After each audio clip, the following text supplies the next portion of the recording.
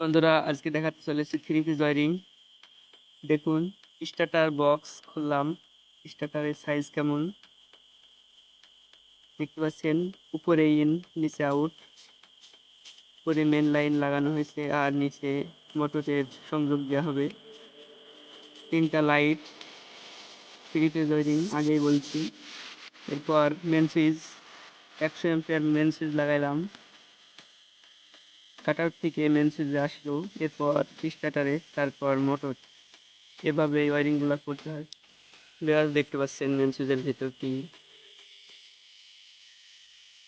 পুরা বোর্ডটি দেখুন। এরপর পাঁচশোনের পার্ট দেখতে পাচ্ছেন। আমরা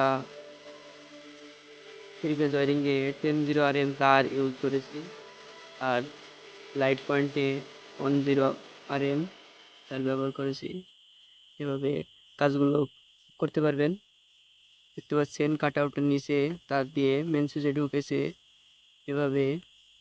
তারপর মেন সুইচের নিচ পার্ট থেকে স্টার্টারে গিয়েছে, তারগুলো দেখতে পাচ্ছেন। এবার স্টার্টারের নিচে থেকে মোটরের সংযুক্তি হবে। এবার দেখাবো কিভাবে ওয়ালে স্থাপন করতে হয়। এবার দেখতে পাচ্ছেন বোর্ডটি ওয়ালের সাথে নেওয়া হচ্ছে।